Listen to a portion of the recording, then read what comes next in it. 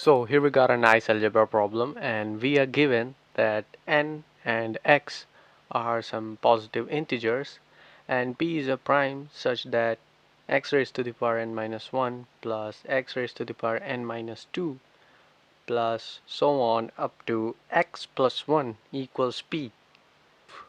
Then we have to prove that n is also a prime.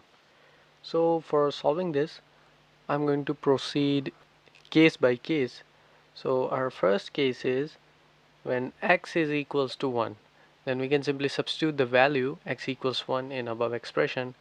So we'll obtain n equals p. So here we can simply show that n is a prime number, and for case 2 we can simply say x is greater than 1. For x greater than 1, we can consider two positive integers a and b such that a is smaller than or equal to b and n is equal to a multiplied by b.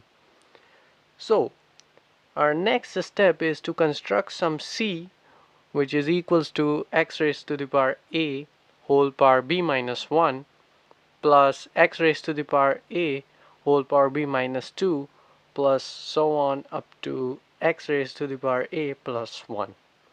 And now we can rewrite it in fractional form.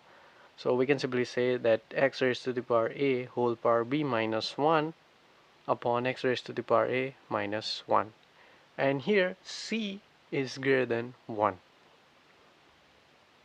And now next, in the denominator of c, which is x raised to the power a minus 1, we can simply say that x minus 1 is a factor of x raised to the power a minus 1.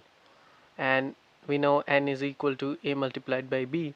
So here we can simply write an equation in p and c.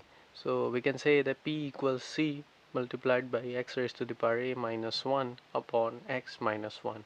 And this is a very nice relation in p and c.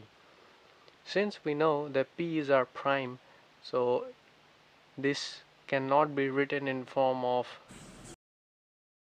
product of two so integers. since we know that c is greater than 1, so this fraction must have to be equal 1 because we know that p is a prime number. So in next step we can simply equate it by 1, and we know that x is greater than 1. This simply implies that a must have to be equal to 1. And this simply completes our proof because we can substitute the value a equals 1 in this equation and will obtain n equals b. This simply shows that n is a prime number.